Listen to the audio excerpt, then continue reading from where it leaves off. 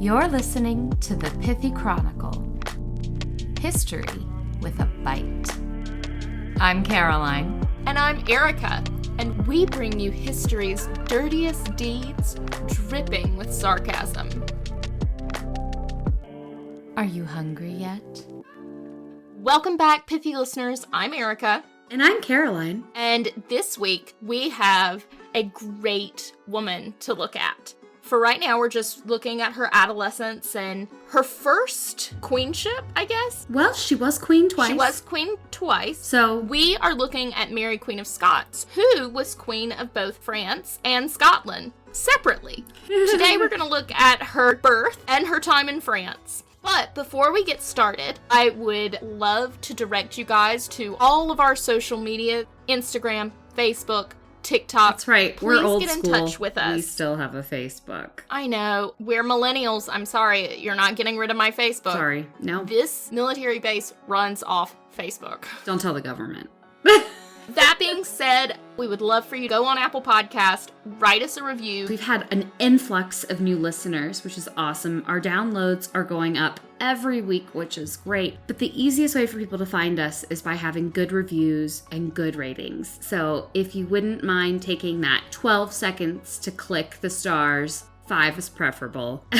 And then you can write something. And it could be pithy, like, great. We're not picky. We need pithy. And we need positive. Pithy and positive. You heard it here, folks. So let's dig in. As with most of my episodes, let me go ahead and preface that I'm going to do quite a bit of groundwork with her family tree because she might be one of the most royal from multiple lineages that we've had in a while.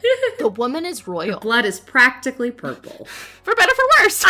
We are going to come back to this over and over for the next 2 episodes. What I'm coining now as granny politics. Huh? Who are your people, as we say in the Deep South? Oh, you know what it is. Oh, I do. It matters to them. It does. The Deep South does have quite a few British gentry crossovers. More than you would expect. Today, we are going to start with the Guise family. That's Mary's mother or the maternal line.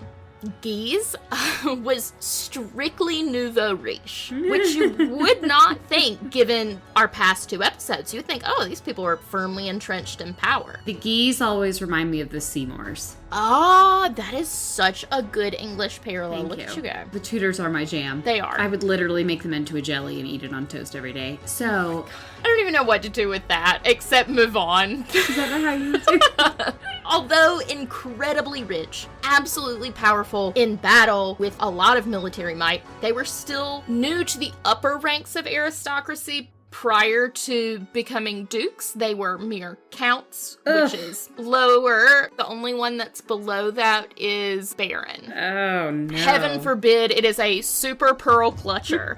The Duke of Guise was only established 2 generations prior to Mary's birth when Claude, her grandfather, came into service of Francis I of France, Catherine de Medici's father-in-law. Mm-hmm. Claude de Guise married a Princess du Sang, or a princess of the blood, Antoinette de Bourbon, a direct, legitimate descendant of a king of France in the male line. Her father was a Prince du Sang. His lineage is traced back to a king in the paternal line, which means that he had a mild claim to the throne. 719th in line for the throne. Still in line, dude. Basically, the Guise were upstarts who made a lot of money and continued to marry their way up the chain till they got a prince or a princess. And that makes Mary very royal and very rich. Exactly. What could be better? Honestly, I can't think of much. Mary's grandfather, Claude, the OG Duke of Guise, not only secured an advantageous marriage for himself, but also his children. So we're going to look at his nursery like we did last week. Oh, fun. Marie, his firstborn, was married to James V, King of Scotland. Then we have Francis, who is in his own right a Duke of Guise, married to a princess. Renee, who ended up being an abbess, so she's like married to God. Just married to God. Charles, Archbishop of Reims, married to God. Claude was the Duke of Aumale. Louis I was the Cardinal of Guise, so again, married to God. Antoinette, Abbess of Fairmontier. married to God. Francis, Grand Prior of the Order of Malta, again, married to God. And René, the Marquis of Elbeuf.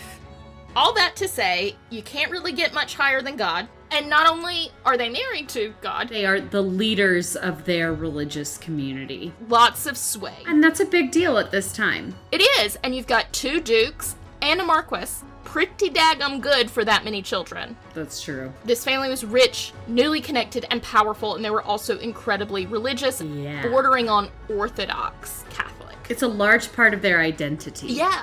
Now, Mary was actually a religious moderate, and yes, that's a trait she probably learned from Catherine. However, her maternal family was anything but.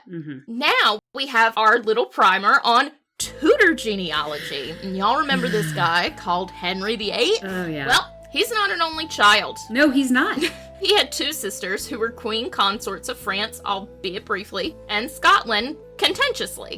The Queen of Scotland, Margaret Tudor, was married to James IV of Scotland, who had a freaking brood of illegitimate children that Margaret was obligated to look 12 after. of them, weren't there? Yeah. She gave birth to the future James V of Scotland, Mary's father. Right. And the Stuarts had been in power in Scotland even before the Old Alliance was struck in 1295. The royal house of Stuart began when Walter the Stuart married Marjorie Bruce, Robert the Bruce's daughter. Right. And we have in our Tudor Tell-All from season 2 a really good breakdown of what the politics of Scotland were at the time of the Tudors. So check that out if you want more information after this episode.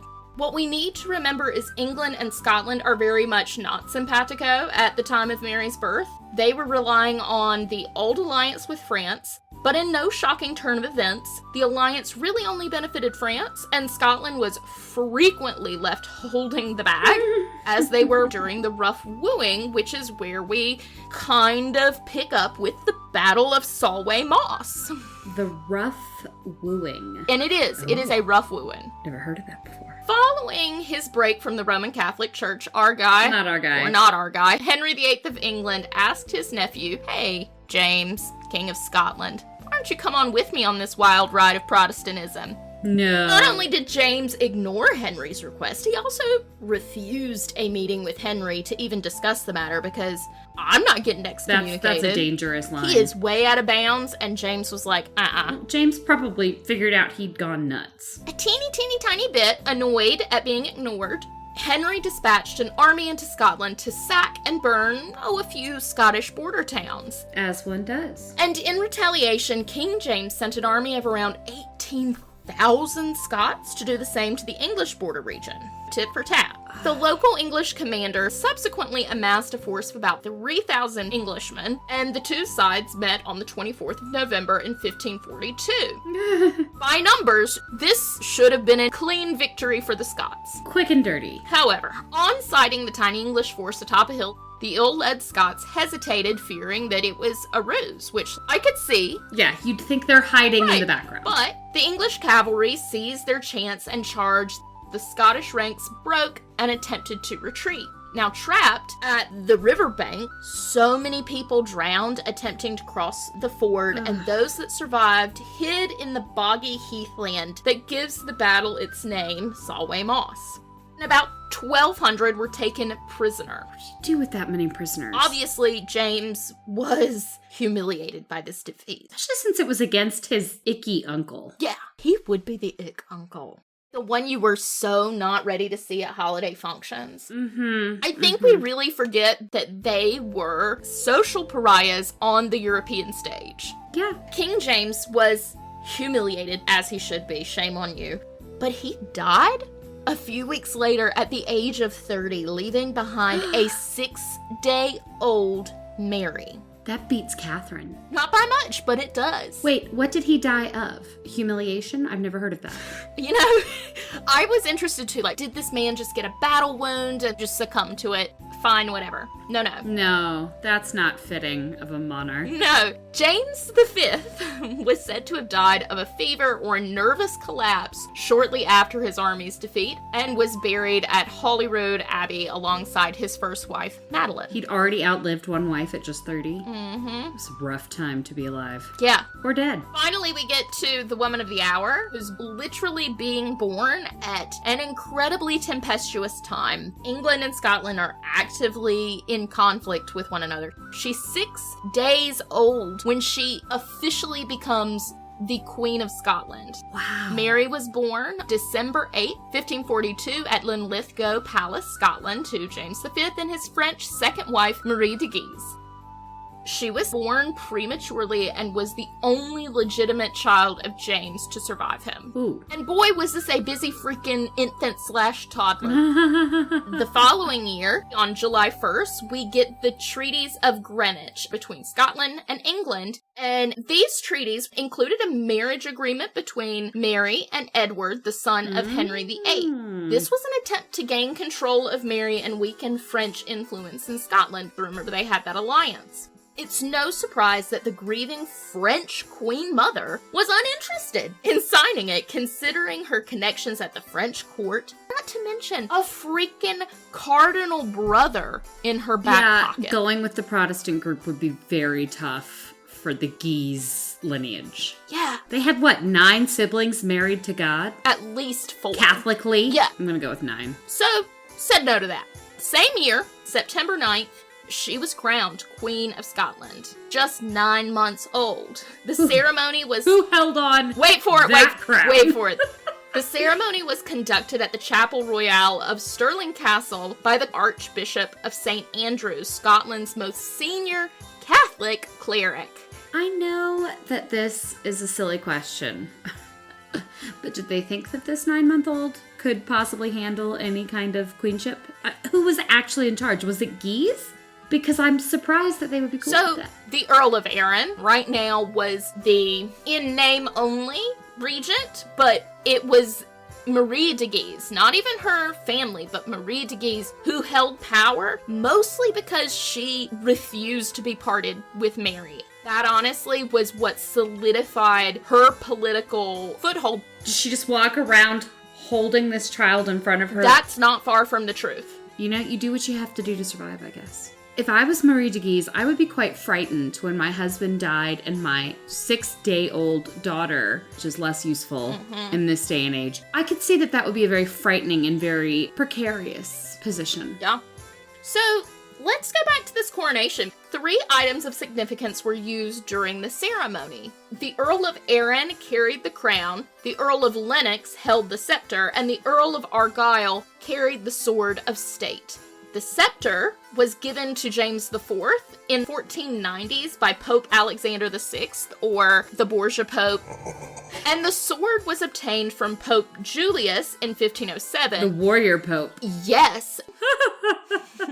The crown had been worn by Mary's father, James V, at her mother's coronation in 1540. So these 3 items are known collectively as the honors of Scotland and are still on display today. However, they were not used together at one location until this coronation. She needed as much legitimacy as they could possibly throw into the ceremony. Yeah. Of course, the crown was too big for her to wear, and instead... I'm so glad that you two were interested in how she wore a crown. I mean, what do you do with a baby? Put her in it. Instead, Cardinal David Beaton held the crown over Mary's head. Traditionally, heralds would read aloud the entire royal genealogy, a list of titles and honors that could take up to 30 minutes minimum to recite. However, a 9-month-old infant was really uninterested. She squawked and wailed throughout the entire ceremony. All of the normal proceedings just blown slap Anybody who thought that a 9-month-old was going to participate in an hours-long ceremony is an idiot. Yeah. Queen or no queen, she still gets hungry every 30 seconds. Exactly. What was Marie de Guise or the wet nurse supposed to do? Pop a boob in there for the entire coronation? It could be done. Maybe not the most graceful thing in the world. Certainly less royal. So that's in September. We come to December. The child is not even a year old. We have the rough wooing. Because as we said, not really keen on marrying Edward. No. The Earl of Arran renounced the treaties of Greenwich, and Henry VIII attacked Scotland to force a marriage between Mary and Edward. The rough wooing, this continual pursuit of forcing a marriage between the two, continued until 1551. I've never heard of this before. Obviously, they call it the rough wooing because the marriage is involved. And It does bring up 50 Shades of Grey moments. it does. 50 Shades of Tudor? I don't need 50 Shades of Henry. I do not. Next, we come to probably the happiest time in Mary's life. La Petite Royne, the Little Queen. We come back to her when she's just 3 years old, and this is where we start to see the sparks of religious unrest in Scotland. Okay. The support for the Protestant Reformation was really taking off, and Cardinal Beaton had the Protestant reformer, George Wishart, arrested and burnt at the stake. That is not a good way to go. In retaliation, Beaton was assassinated by Wishart's supporters. Oh. And thus, the spark was lit of the Scottish religious unrest. They made Wishart into a 4th of July sparkler. That one's not nice. Next, we come to 1547, the death of Henry VIII, and women around the world sighed in relief. Absolutely. It was not great for England, let's be honest, because it left England with a minority government. The Duke of Somerset acted as regent for Edward VI and continued the rough wooing. In September, the Scots were defeated at Pinkie Cleugh. Mary was sent to Inchmahome Priory, Scotland's only lake, to explore a peaceful... Fun fact. Yeah, Sorry. Apparently lakes and locks, not the same. Well, one has a monster. Right. Several locks, one lake. A monastic sanctuary. Inchmahome Priory is an island surrounded by water, and it is a very, very defensible. And Mary found safety there at this point. Now, why a monastery needed to be extremely defensible? I don't know. But here we are. Now it needs to be defensive. Well, let me tell you, it was a great location for it. Excellent. In 1548, we have the Treaty of Haddington that strengthened Scotland's links with France. Henry II, as we know and dislike, agreed to provide military support against England, while Mary was promised in marriage to the Dauphin, Francis. And it makes sense that Mary's mother would have promoted this relationship. Yeah. Especially when she's being roughly wooed by Edward's controllers. In the same year, in August, at the age of 5, Mary was taken to France, and it quickly proved to be a terribly long, terribly rough crossing. Mm-hmm. The majority of the crew suffered from violent seasickness.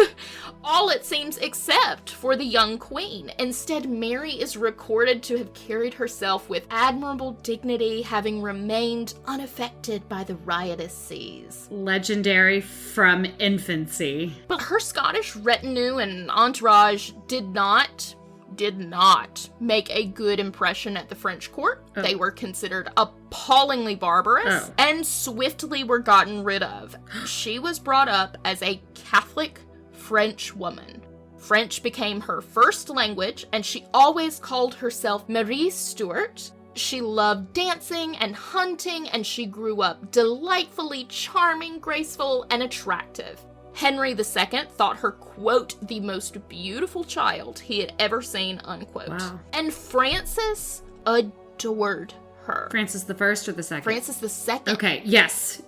I mean, loved her. A few miles from Saint-Germain, Mary arrived to take her place in the French royal nursery. She was now in the care of Henry II and his formidable wife, Catherine de' Medici. Dun, dun, dun. Allegedly, Catherine de' Medici resented Mary as she was a queen regnant, giving her precedence over Catherine's daughters in the royal nursery. This was a contentious issue, especially considering that the royal nursery was expanding and already included one daughter, Elizabeth, who was only a few years younger than Mary.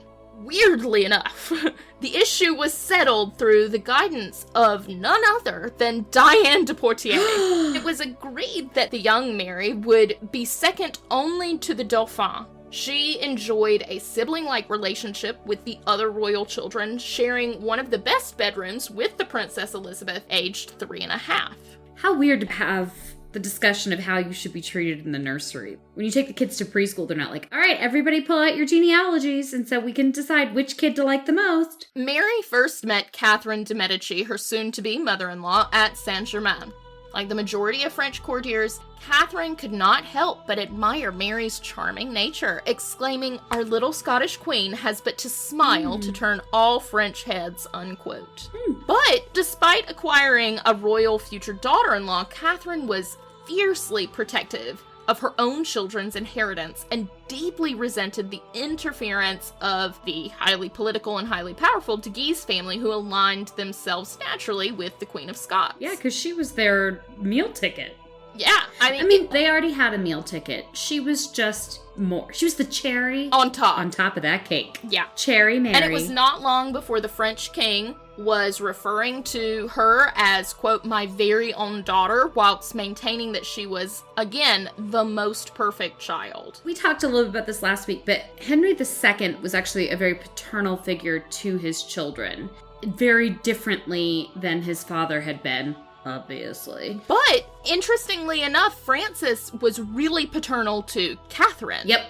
There's a common thread of opposite gender kind of taking over that role. I do have one slightly apocryphal story. I couldn't find a date on it. I assume that this is after probably the Victorians. Let's just blame the Victorians. How about that? I love doing that. After Mary had settled in, Catherine reportedly approached Mary on one occasion, who would have been 5 at this point. 5. To ask her why she failed to bow to the Queen of France. To this, Mary said, quote, "Why do you not bow to the Queen of Scots?" Rumor has it that Mary was under the impression that Diane de Poitiers was really the king's wife. Yeah. I mean, Mary would have seen how Henry treated Catherine de' Medici and how he treated Diane de Poitiers. And before he died, Catherine was a womb. Yeah. Sometimes he relied on her for other things, but mostly kids. Well, and Diane was the queen of the court. I do want to take just a minute to point out we've had some very different accounting here of what the relationship between Mary and Catherine was. For me, as I was doing the research, my thought is that a lot of people have ascribed Catherine's feelings about what was going on with the adult politics to Mary. And I don't think that's the case. I think she was probably worried about who took precedence in the nursery. I'm positive she was, because that was the only thing she had. Yeah. Like, legitimately, these are the most important And children. I am, too, sure that she resented Diane de Poitiers for getting involved in the nursery. And making this choice. Yeah, back the F off. But what I think is really telling, what she is quoted as saying, "Our little Queen of Scots only has to smile and all of France follows." I think she genuinely liked Mary. I don't think she was this evil woman who was out to get her. Unkind to Mary because of the crappy politics that were going on the adult level. Yeah. Now, we can have a different discussion when Mary comes into her majority, but I still maintain that. I think they had a good personal relationship, but I do see where it would have been contentious on a political level. And also, I think every parent wants their child to shine, and it sounds like perhaps Mary outshone her own daughter, Elizabeth. Well, at almost 6 freaking feet and red hair, I don't know that was very difficult to do. It was certainly flaming, if not shiny. Yeah.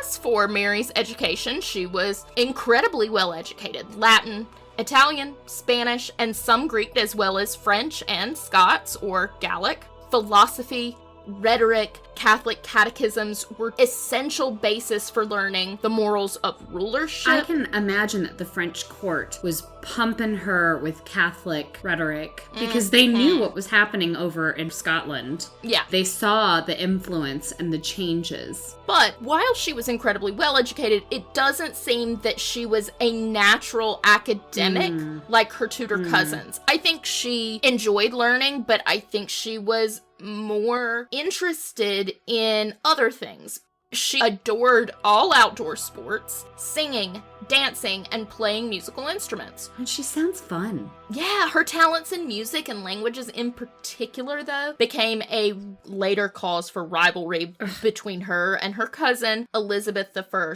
But that's next week's episode. It is important to note that she was predominantly educated to be a queen consort, not a queen regnant, and that will come back to bite her in the butt. Yeah, and it had nothing to do with her choice. It had zero to do with what she wanted. Now, of course, there were tensions between all the adults in the room, and it is unclear how much Mary was privy to these domestic squabbles. Oh. In September, 2 years after Mary's arrival, Marie de Guise came to France to visit her daughter. And in a touching scene, Mary, who had been practicing a speech of welcome, broke all the rules of etiquette and ran towards her mother. Yeah, personally, the visit was a success. Mother and daughter became remarkably close, a bond maintained through letters after Marie's departure the following year. Politically, however, Marie earned herself no friends at the French court. She appeared desperate for financial aid, repeatedly lobbying Henry for funds. That's awkward. Now, on another more scandalous breach of etiquette, Mary's governess, Lady Fleming, found herself pregnant by Henry II.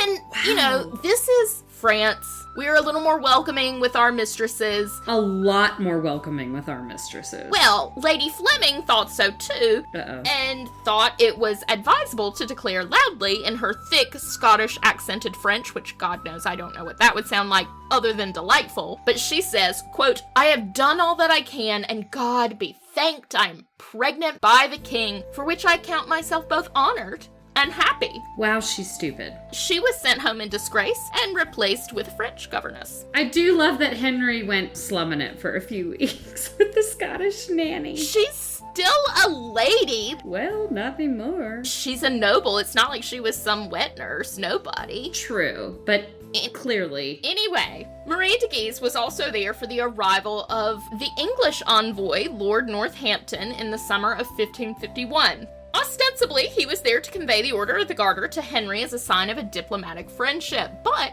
you know, on the sly, he took the opportunity once again to express the hope that Mary would see the error of her ways and marry Edward VI instead of the Dauphin. Yeah, props not.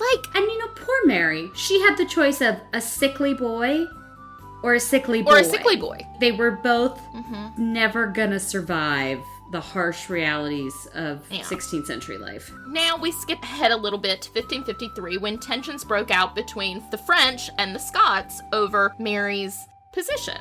The princesses Elizabeth and Claude were considered old enough to leave the nursery and join their mother, Queen Catherine, at court. The French side of things, including Mary's uncle, the Cardinal of Lorraine, thought that she would have her own royal household. The problem was that the Scottish crown could barely afford her maintenance as part of the French princess's household. But the French troops that Henry had sent to aid in Scotland, the cost of them was enormous. And resentment that they are maintaining Scotland's queen and the financial burden of sending troops, I mean, resentment was naturally building up. And on this score, Mary complained that Mademoiselle de Poroy, the new French governess, was stirring up trouble between herself, her grandmother, and Queen Catherine. This quarrel led to an early manifestation of the severe gastric trouble that Mary suffered all her later life. I didn't know under stress. So your girl's got a nervous tummy. She's got IBS. Not IBS, just like when she gets anxious. IBS is actually a psychological... Really? Yes. It's almost completely anxiety-driven. Love that for all of us. Meanwhile, 1553 saw the death of King Edward VI, and after an ill-fated rebellion that failed, they did put Lady Jane on the throne, but I don't think she's listed in the technical. she is listed technically. She was queen. For 9 days. 9 days queen, but she was never crowned. Mary I, the product of Henry VIII and Catherine of Aragon, was quickly to undo what she considered a blight of the Reformation and return England to the Catholic Church. Reasonable, because the Protestant religion basically ruined her life. Fair. Yeah. She married her cousin, Philip of Spain, in the hopes of some Catholic babies.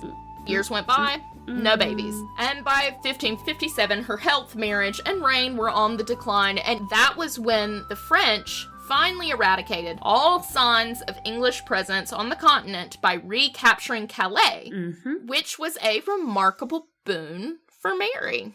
Why? Okay. The charge to recapture Calais had been led by Mary's kinsman, the Duke of Guise. His star, his rising star, had only enhanced her position at French court. It's said that he suffered 22 wounds, but still pulled through. Oh. He was a bona fide war hero to these people. He had battle wounds and sexy scars. By the end of the year, as Mary turned 15, she was now decidedly of marriageable age, and the Guises were more popular than ever. The Venetian ambassador wrote this. We have a letter. A letter. We just got a letter. Oh, my God. Don't judge me. I can't help it. Quote, "The causes of hastening the marriage are apparently two. The first, to enable them to more surely to avail themselves of the forces of Scotland against the Kingdom of England for the next year, and next, for the gratification of the Duke and Cardinal of Guise, the said Queen's uncle, who by the hastening of this marriage choose to secure themselves against the matrimonial alliance which might be proposed to his most Christian Majesty in some negotiation for peace, the entire establishment of their greatness having depend on this, for which the reason the constable, by all means in his power, continually sought to prevent it," unquote. What the hell does that mean? Basically that the Guises were like, hey, we're popular right now, let's get this on the road. Let's get this done. So that we can stay in power. And we're not going to get into it, but there were forces at the French court who did not want this marriage, who thought that it was too big of a financial burden and actively worked against it. It was a big financial burden. It was a big financial burden. And was the idea that if Mary and Francis had a child, he would rule both countries and... Just wait for it. Shut up, Caroline. Got it.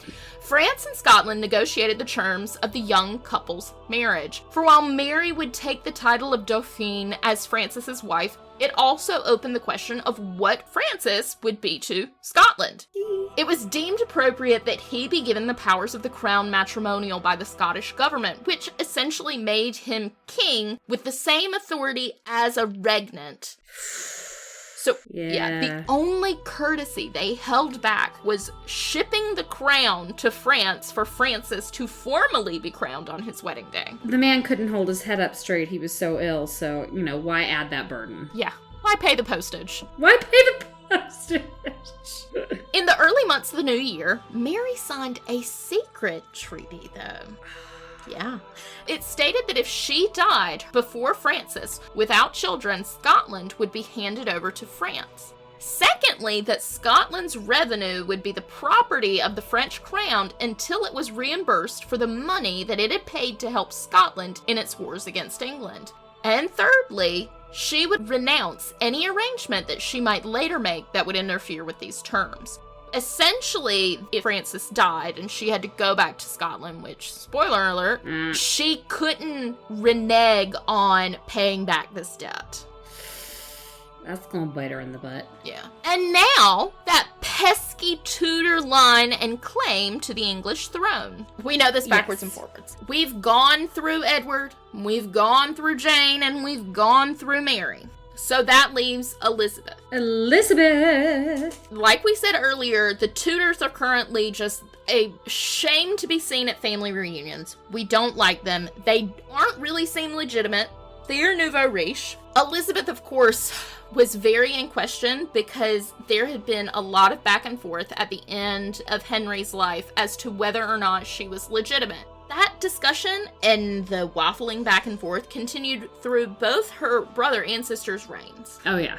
Mary is technically... She's in line. She's a better fit in a lot of ways for the powers that be at the time. Yeah. The Catholic Church was backing her. She had power. She had the French crown, the Scottish crown behind her. She was a good daggum candidate compared to the illegitimate daughter of, quote, the great whore Anne Boleyn. Did Mary Tudor ever give it thought to skip Elizabeth and go to Mary, Queen of Scots? I don't think so. I feel like that would have come up in my research. I've never heard that, but I wonder now. And I think that Mary loved her sister more than that. I think so too. Despite I think everything. So too. And there was so much of that. We come now, finally, to the marriage to Francis.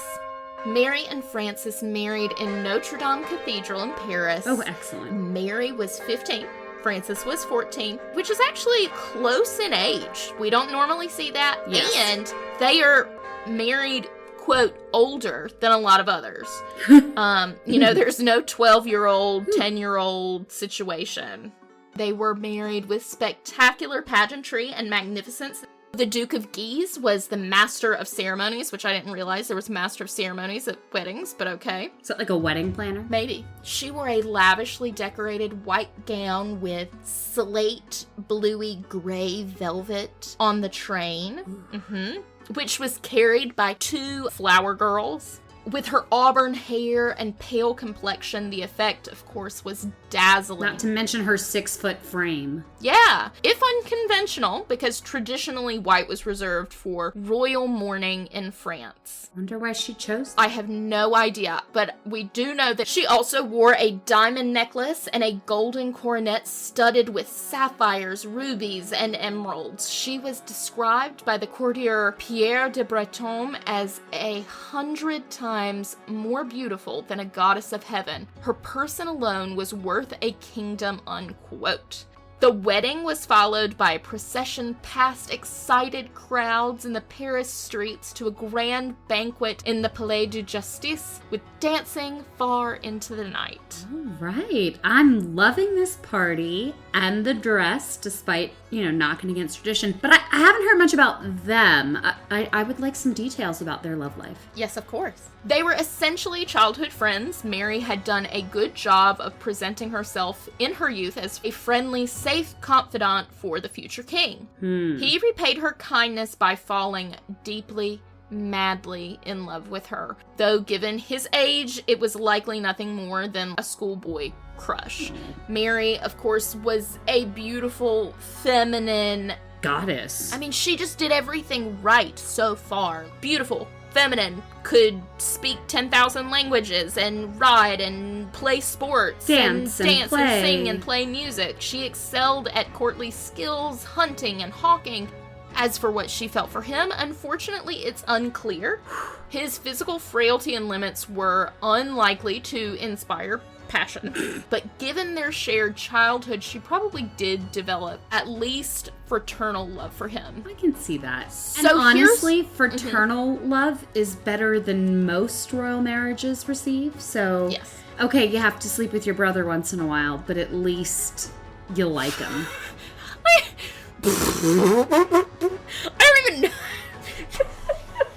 don't even know where to go with that other than But that's true. That's what she would have felt like. We're siblings. We've grown up together. He's got a crush on me, but I think of him as my slightly annoying little brother whom I love. Or what about friend zone? Can we give him certainly- at least a friend zone rather than brother? I mean, he was frail and sickly. So, okay, we're doing a lot of speculation here. Let's go back to the facts. Here are the facts. We have a partial journal entry where she talks about her wedding. Ooh! And she Did she says, talk about the wedding night? quote, "All I can tell you is that I account myself one of the happiest women in the world," unquote. Ooh. These words were written by the 15-year-old Mary of Scots on the morning of her wedding to the Dauphin of France. Okay. Don't get me wrong, I'm sure a lot of that was everything I've been working towards is coming to fruition. I get to wear a fabulous dress, everyone's excited for me, and the attention and the grandeur and all of that. That's a better start than almost any royal marriage we've covered thus far. But also that line to me says she at least, if you were disgusted by someone you knew you were going to have to procreate with, nothing was going to make that better. No, I don't think she was disgusted by him at all. Yeah, no. I definitely think that she understood the political implications and the security that this marriage would give her and Scotland. And, I mean, she's lucky to be marrying someone that she knows, that she likes, that they have a good relationship. That they have history. Think about Catherine and Henry. Yeah. Like, Catherine got there and was super excited, and then he was like, oh, no. Yeah. No. So, pithy listeners, you make of that what you will. Personally, I like to believe that they had a decent little minuscule romance. I don't need it to be love. I don't need it to be fabulous. I don't need it to be rain. But can I at least let the kids have fun? I'm still going with a brotherly, slightly incestuous and uncomfortable relationship, but that's fine. Yeah, but you love incest. I do. You love incest. I do. Anyway. I can't help it. It's so weird. It is so weird, and I love you for it. In November of that same year... I'd like it to be known that I am an only child and have no siblings, so this is far less creepy for me than it might be for someone who does have a brother or a sister. So weird. In November of that year, Mary Tudor dies, and she was succeeded by her Protestant half-sister Elizabeth. In desperate attempts to reinforce the strength of Mary as the alternative Catholic queen, it was ordered that the plate of Mary and Francis's household be shamelessly adorned with the heraldic arms of England alongside those of, obviously, France of Scotland. In the new year, the campaign intensified with official documents to foreign powers being headed with the declarations of Mary and Francis as King and Queen Dauphin of Scotland, England, and Ireland. Yeah. By the summer, the professions had become yet more provocative, with ushers crying out, "Make way for the Queen of England," as Mary entered the chapel.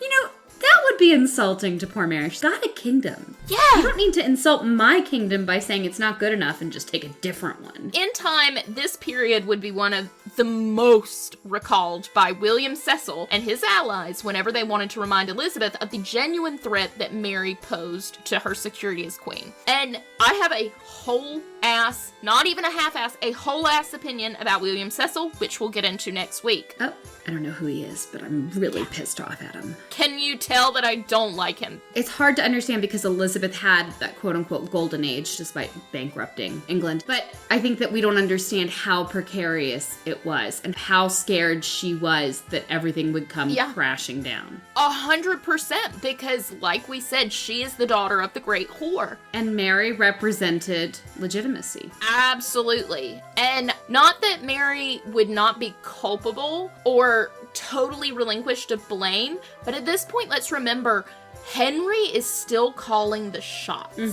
It would be hard, even as a queen regnant, to stand up to a man who is a paternal figure. Who is a loving father to her, and say, hey, I know I have this really good and really legitimate claim to the throne, but I don't think this is the nice thing to do. Right. Now on to 1559, when she officially becomes queen consort of France. In April of that year, England, France, and Spain signed the Treaty of Cateau-Cambrai, bringing peace to most of Europe. Henry II was then fatally wounded in that famous jousting tournament in June, and it was held in celebration for the peace. It is so ironic that it just sent France into a spiral. Yeah. Francis became king, making Mary queen consort of France. Francis was crowned in the holy surroundings of Reims Cathedral on 21 September 1559. He was dressed in a blue velvet gown trimmed with ermine and gold fleur-de-lis. Mary watched on as her uncle Charles, the archbishop, anointed and crowned her husband during the time-honored ceremony. It is said to have lasted more than 5 hours. No. I thought that King Charles's coronation was too long. This is ridiculous. 5 hours. 5 hours is ridiculous. No wonder the sickly boy needed someone to help hold him up and hold the crown. The keeper of the royal aviaries released around 1,000 songbirds from amidst the choir as they sang Te Deum, a visual expression of peace and hope for a new age. That's really cool. Did she get crowned? Was there any power for Mary? She was not formally crowned as a regnant of France and did not participate in the coronation because she was already Queen Regnant of Scotland. Just because you're already Queen Regnant of Scotland doesn't mean that you shouldn't be crowned alongside your husband. I want another shiny hat. I can wear 2 crowns. It's like a tiered cake effect. Yeah. And we could add England on top as that cherry. That's right. Should we need to. With the approval of his mother, the Dowager Queen Catherine, Mary's uncles immediately were confirmed as their chief advisors, although they were theoretically part of a grand council, over which Francis was to preside, blah, blah, blah, blah, blah. Queen Catherine was on there, but let's be real. Catherine was, like we said in Mourning, and the Guises ran the show. They really did.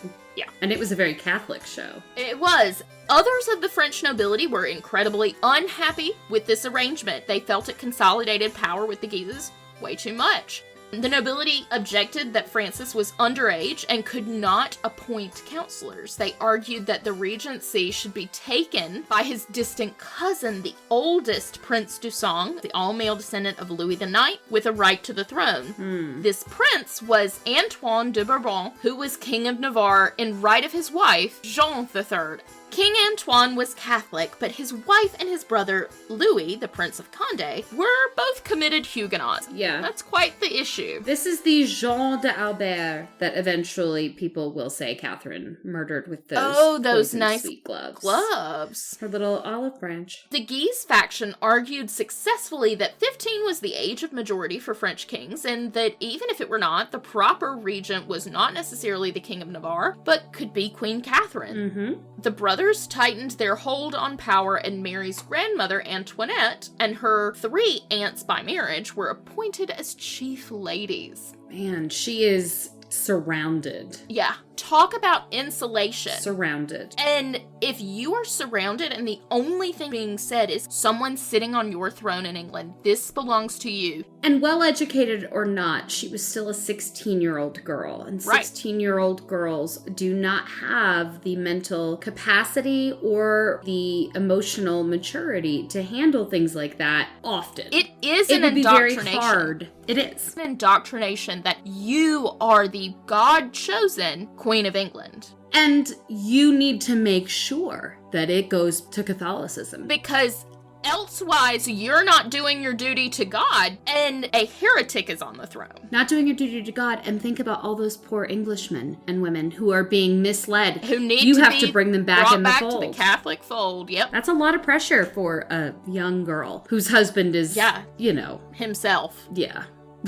Catherine supported the Guises partly because they were the opponents on the Montmorency and Diane de Poitiers, and revenge on Diane was sweet. Sweet to behold. Mary, too, was keen to expunge Diane from the royal circle. Interesting. And immediately requested that an inventory of the crown jewels be made, and any items in Diane's keeping were to be sent to her. Isn't that interesting? Mom doesn't have those jewels. Mistress has those jewels.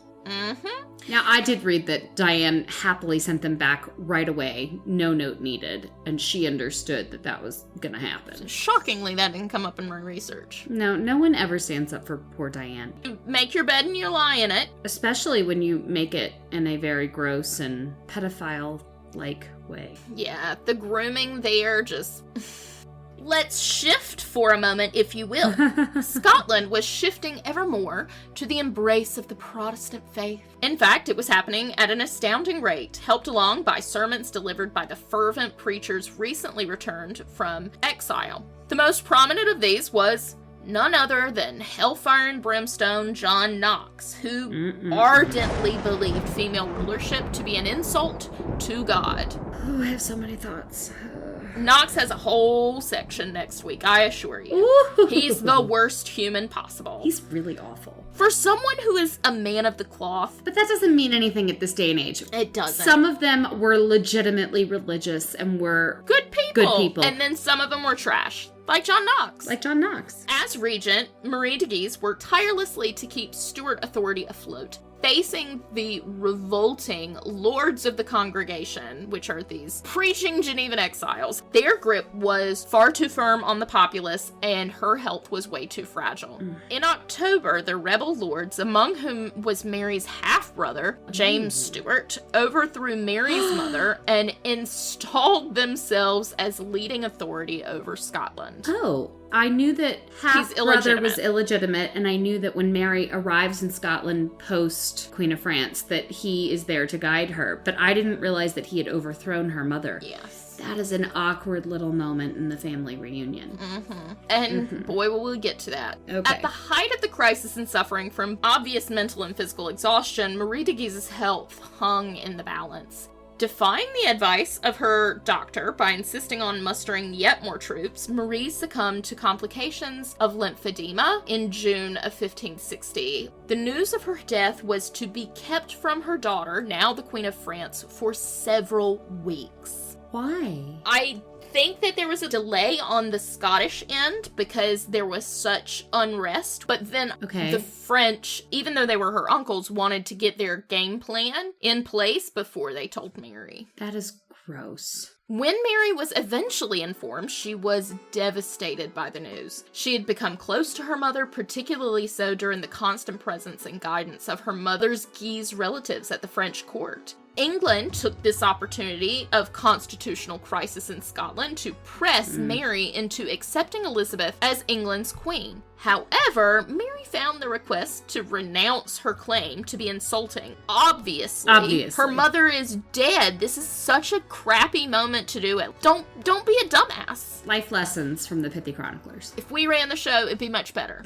The Treaty of Edinburgh was a formal acknowledgement of the rebel Scottish Reformation Parliament, which had so recently deposed her mother. Not only was she supposed to say, yeah, Elizabeth, you keep on doing what you're doing, girl, and my brother can run Scotland while I'm still in France. No. Their timing was terrible. Why did they think this was gonna work? They probably thought it was gonna work because she would be in mourning and not as active in her own administration, not necessarily thinking about the future. Well, if they thought that the Guises were gonna give up power, they're crazy. Well, that's true. And on November 16th of the same year, 6 months later, Francis passed out. Uh-oh. When he came to, he had a high fever and complained of extreme pain in his ear. And over a few days, Francis's health drastically improved. Oh. No big deal, much better. Come December, he got ill again and fell into a coma. 3 days later, he was announced dead. Yeah. We know Francis had been a sickly child from a very young age, and it was said that he struggled with his breathing, always used his mouth to do so instead of his nose, which made him have bad breath and snot. Oh my god, this poor girl. It's not attractive. As I said, I don't think she wanted to procreate with this dude. Just wait. Oh. People have theorized that he got an ear infection, it became dormant, then abscessed, and that's what caused his untimely death, that it had eaten away at his brain. So sorry, I should have warned you for that one. Oh god. Is that a thing? It is a thing, allegedly. Scientifically. The fact that it can happen is so freaky. Ugh. On Francis's death, Mary was bereft. She wrote, "My heart keeps watch for one who's gone." So it does seem like he was probably gross, but it's clear that they had some sort of a relationship. I think so. Again, it is my opinion that it was more fraternal, but it doesn't matter if your brother had acne, was pimple-faced, and a mouth breather. You still love him. No, I'm still letting the kids have a little bit of fun. Erica just wants this romance. Okay. I'm not saying it was a great romance. I'm just saying that I think it was puppy love. I think it was that first blush of interest in the opposite sex. Hold on. How tall was Francis? He was short, but we don't have a feet and inches. Shorter than her, then. I mean, my God, have to be. She's almost 6 feet. That's a giant at that time. Huge at that time, but that's those Plantagenet genes. Mm-hmm. After adhering to the customary 40 days of official mourning for both her mother and her husband, oh my God, Mary faced up to her options. She could either enjoy a comfortable life in France and possibly remarry a suitor of Catholic European royal stock, or she could make the bold move to return to her now Protestant nation, which she had left at the age of 5 as its Catholic queen. That would be so weird. Mary set forth in the next chapter of her life with a genuine desire and hope to gain the trust of her cousin, Queen Elizabeth, who she described as, quote, the nearest kinswoman that each other had, unquote. And she also was keen to cultivate a policy of religious tolerance in her homeland. A tolerance she might have gotten from Catherine de Medici. And that, my friends, for this week, is that. Okay, I'm Caroline. And I'm Erica, and we are Pithily Yours. This episode is brought to you by the Pithy Chronicle, LLC. The Pithy Chronicle is intended for education, entertainment, and non-commercial purposes. Any views or opinions expressed in this podcast are personal and do not represent those of people, institutions, or organizations that the owner may or may not be associated with in a professional or personal capacity. While we offer lots of sarcasm, this podcast does not offer any advice or services. Listening to this podcast may induce fits of laughter, unexpected distraction, or uncontrollable rage at the subjects, hopefully not at us. We hope you learned something today. If not, so sorry. Please be advised we are not experts in the following fields: medical, legal, financial, technological, thermonuclear engineering, submarine warfare, neuroscience, or cat husbandry. Thanks for listening to our little disclaimer. Just covering our history-loving asses. Bye!